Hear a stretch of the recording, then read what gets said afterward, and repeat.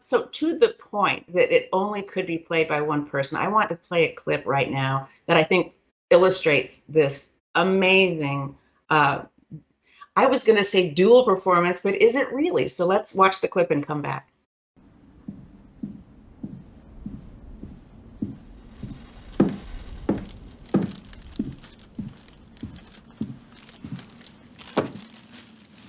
I got you a nice glass of wine. Thank you very much.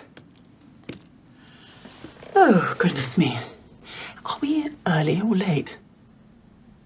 I mean, are we the only people staying here? Have you worked that out yet? I know, I don't know. There was no one here when I arrived. Oh, look at that. Thank you very much. That's very welcome.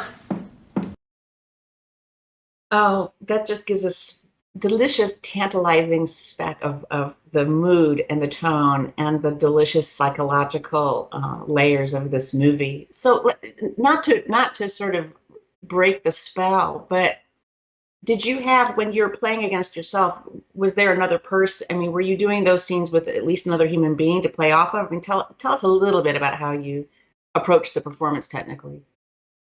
Well, the most significant part of the work, of course, was the bedrock of the way in which we work together and that Joanna works, which is to improvise the dialogue entirely.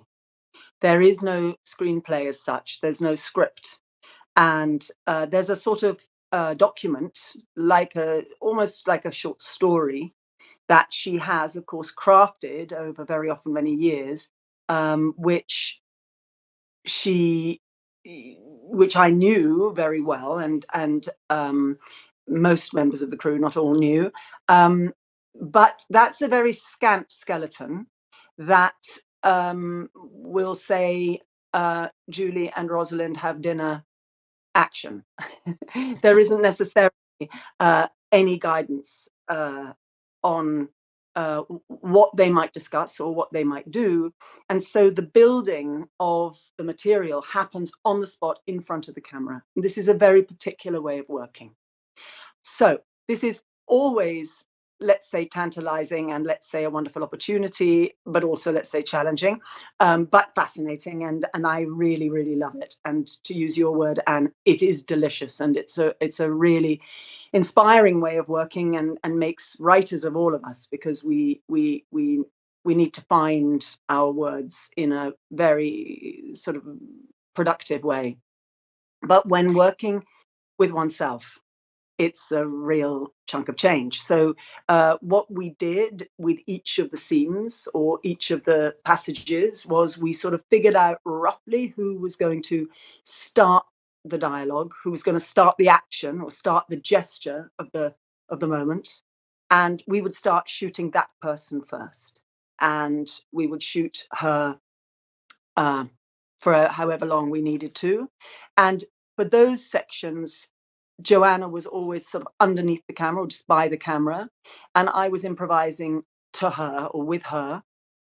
And then, of course, we had to be quite clear when we turned around, and I turned into the other person, that we could remember what we'd done, which wasn't always right.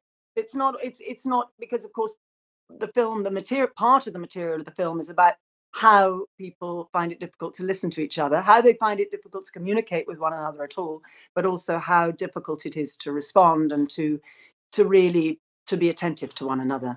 So it wasn't the kind of, this is one of the joys of this kind of work, that one's not, it's not a repetitive, or it's not like a sort of finely wrought screenplay or a finely wrought play where everybody sounds like a playwright. Joanna is a great respecter, as I would say I am, of inarticulacy, of silence, of the urge to speak, but the inability to find the right words. So that's in there. So that's always a great, that's our sort of get out clause. But then we sort of filmed the other side. And when we filmed the other side, the second side, I was responding to my own memory. I was not responding to Joanna at that point. I was responding to some kind of sense memory of what I had done, or a version of what I had done as the first portrait.